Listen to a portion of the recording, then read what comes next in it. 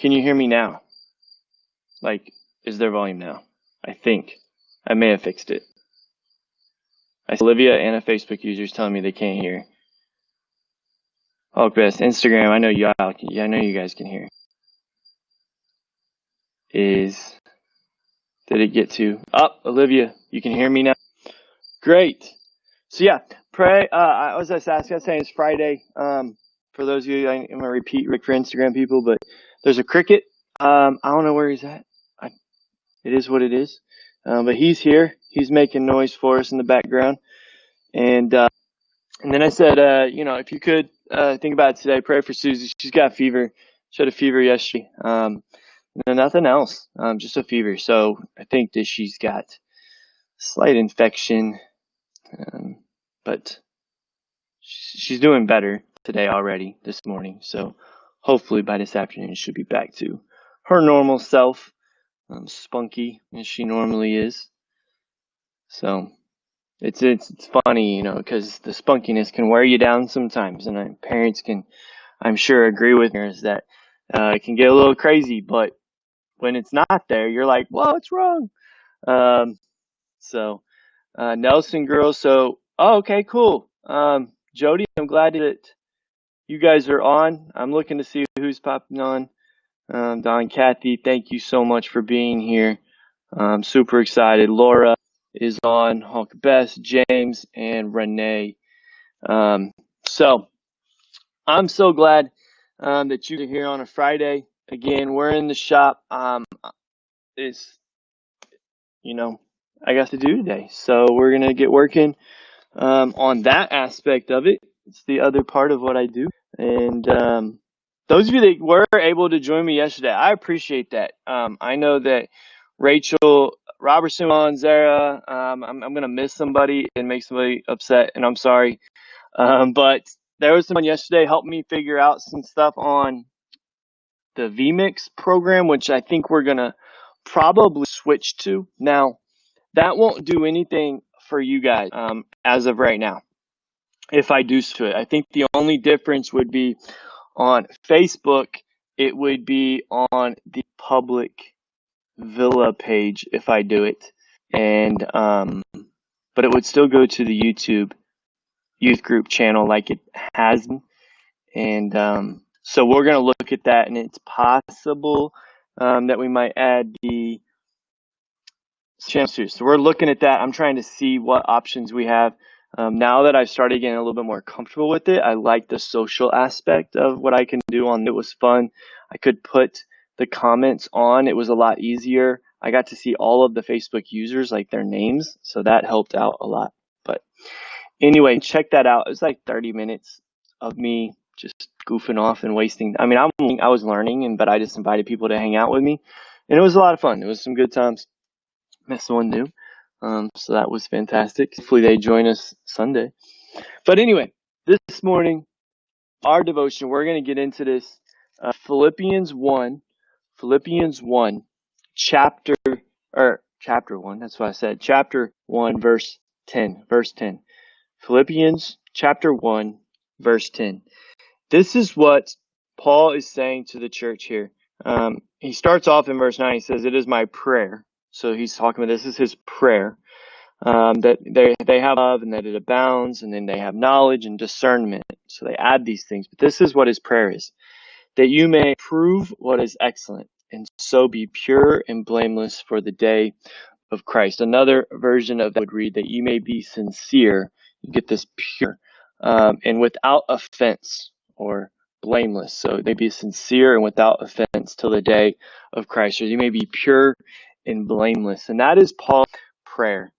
And so I think sometimes, this is a good challenge to have in the context of when you can really trust and listen to somebody and know their heart. And hopefully you guys do.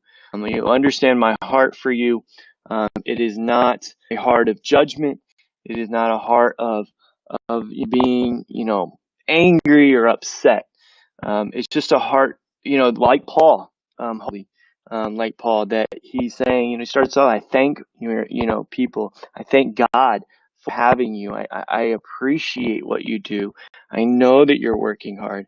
And my prayers that your love and your knowledge and your discernment and all of this stuff abounds. But then he gives them the challenge so that you may approve, that you may agree, that you may add on to your life what is excellent, and so be pure and blameless for the day of Christ. Listen, the challenge is that we need to be people that are pure and blameless. We need to be sincere and without offense. This is the way we're called to be as Christians. We should be pure and blameless. And this looks so drastically different, than the rest of the world. So it matters what people, even just look. Anna and I have talked a lot about this, and I think we miss sometimes the passage when Paul is telling us is that we put away all opportunities of ungodliness so that we may appear this way. And we push it out so that people can't even get the wrong impression. And so, that is challenging when we have to think about it and work on it and work through things so much that even what it seems like is pure and blameless. And now there's always going to be times where people poke at it and they knock at it and they try to say it and they push it down. They did that to Jesus too. But there's this idea that nothing could be said about Jesus. Like when push came to shove, nothing could be said that Jesus did anything wrong. And so there have to be opportunities, and we have to, as Christians, we are supposed to live like Christ. We're supposed to use him as our example. We should be living lives that people look at and go, I don't have offense against them.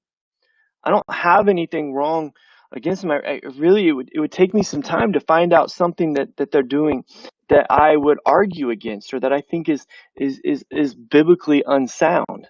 Now, the world might bring some things. The world might say, hey, you're disciplining your kids wrong, and I take offense to that. And say, yeah, and I'm sorry, but the Bible says that we're supposed to discipline and we're supposed to do these types of things. The Bible may say, well, you're supposed to let your kid make these decisions about their gender, sex, and all this other stuff. And we're like, no, the Bible tells us we're supposed to teach them truth and we're supposed to lead them down the right path. And so we should do that. So there's going to be differences in the world concept, but there should be people that, and examples, there shouldn't be people that cause, you're just like an angry person. You're just very hateful and spiteful. Like you just seem angry. Or somebody even, in a depressed, I'm not talking about, medically issues, but you're always negative. You're always saying the bad things. You're always pointing these things out. You're never sharing joy. These things shouldn't be said. They shouldn't be said, man, you only hang out with rich people. You only hang out with people that have stuff like you. You don't ever go into and give life or give time and effort and energy to people worse off than you. You only care about people that are like you. If people show partiality, you shouldn't see that. Like, man, you're a racist. Like, that shouldn't be said amongst Christians. It shouldn't be said that, man, you're just, spiteful and against people that don't agree with you. That these are things that shouldn't be said. And I think as we look at what Paul is talking here, that when our love abounds more and more, we have more knowledge, we have more discernment, those conversations, those types of things where that could be said about us, we handle them differently. I've walked into many conversations where I have wholeheartedly agreed. Like I didn't have anything in common with the person that I was talking to, but I was able to sit down and have a conversation and be like, I get that that's where you're at. I just don't agree. I just don't think that is correct. And this is my viewpoint, and this is where I said it. And I'm not mad. I'm not angry. I'm not, throwing all of these types of terms and names and all this other stuff at you. I'm not going to do that. And I don't want you to do that to me. If you did, I'm still not going to retaliate. But I just don't agree. Like, there's a way to do that. And I've had people that say, I still don't agree with your thought process, but I appreciate the way you handled it. I appreciate the way you that conversation. I mean, I've many times had conversations with people and said, now I'm going to say too, I've had many conversations with people that I don't handle properly, and I don't say the things that I should say. So I'm not perfect by any means, and I'm trying. And I think that's what Paul's prayer is. And that's the encouragement today. The challenge would be, yes, while we're trying to be pure and blameless, we're looking at a verse like this that says we may be pure and blameless for the day of Christ until he comes. And again, it's sincere and without offense. Like these are things that we should be, and we should be striving to them. But the encouragement would be that when that fails, or when we make a mistake, when we say something, we post something on social media we should have done. When as a parent, when I treat my kids in a way that I should have never treated them, when I said something to them that I shouldn't have said, when I'm in a conversation with my friend and I joke about things that I shouldn't be joking about, or make comments about things I shouldn't be making comments about. Maybe I see something I shouldn't see, or I listen to something I shouldn't be listening to. Where the offense is, God is just, and he forgives us. He loves us in the way that he does. And that love, that abounding love, that never ending grace, that faithful mercy, is something that God gives us very much. And it's a good thing that he does, because he wants us to be pure and blameless. He wants us to live the life. And it's a challenge to do that. And we are instructed to do that. I've met a lot of people, and I've talked to a lot of people that want to live life as if they don't need to change, that they don't need to address anything, that there's no aspect of their life that they need to fix. And I just say, I point them to 1 John. If you say you have no sin, you're a liar. Like there's something in your life. Like nobody is perfect. Paul, being probably the closest, realized that he was that much more of a sinner. And so, I've noticed, and people have said, man, you just really talk bad about yourself sometimes. And to me, and I'm like, I'm not talking bad.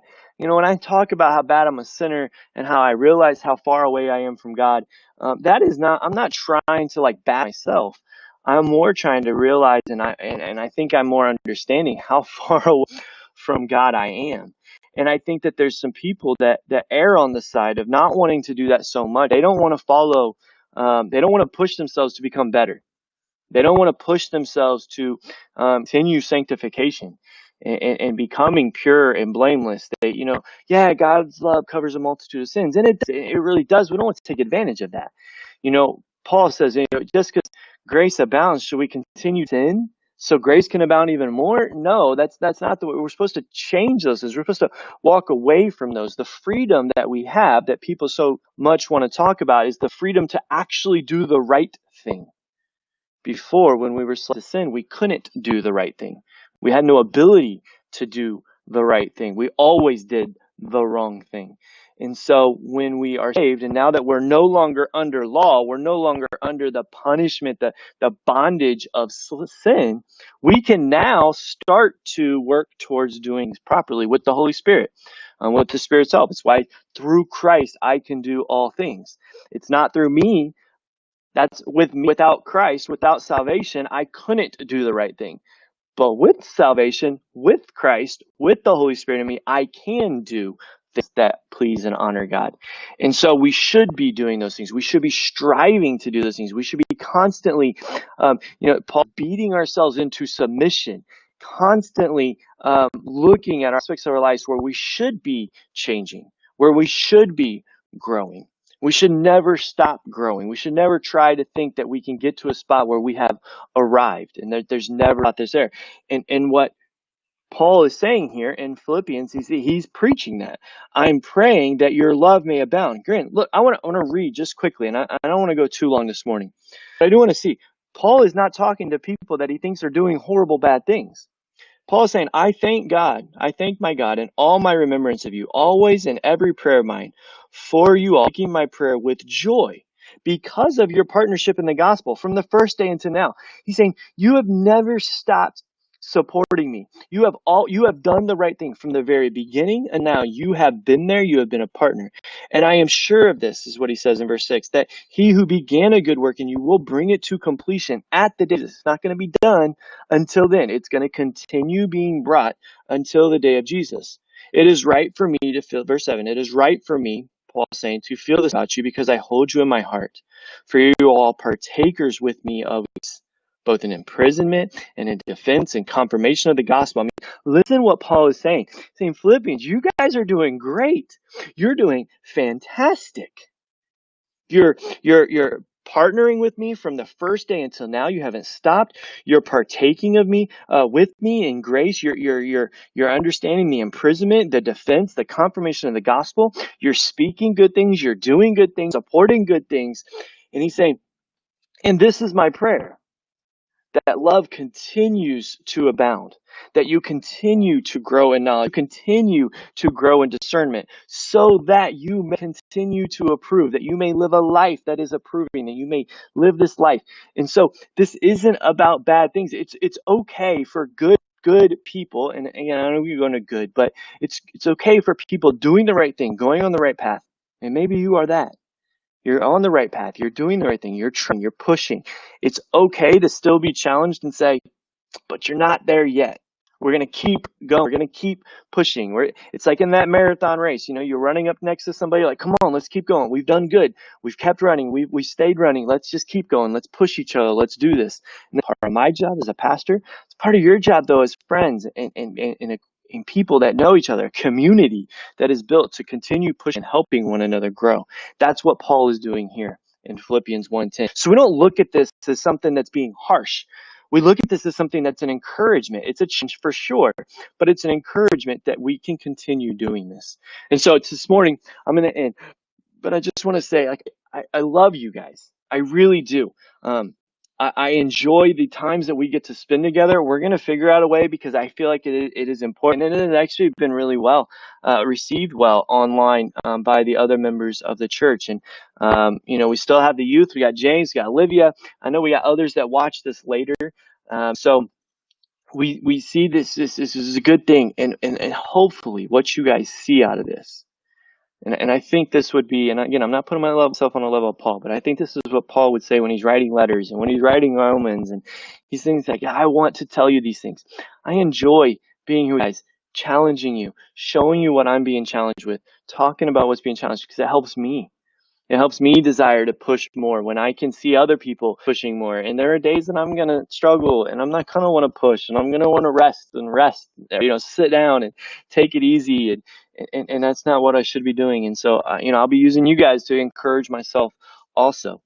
And so I love you guys. Hopefully when you read Philippians 1:10, you don't see this as a burden, but you see it as an encouragement that can be done through Christ. So I love you guys so very much, and I will see you hopefully on church, on the website on church Sunday. We also have a conversation 9, a Sunday school. If you don't know that, we do a Sunday school at 9:00, me and Pastor Jason. That's at 9:00 on YouTube and Facebook. Pastor RT is going to be doing an outdoor service at 9, outdoor devotional, at 9:00, like a Sunday school type thing behind the playground, at the church. And Jason and I are online, and then 11 we have service. So if not, 10:00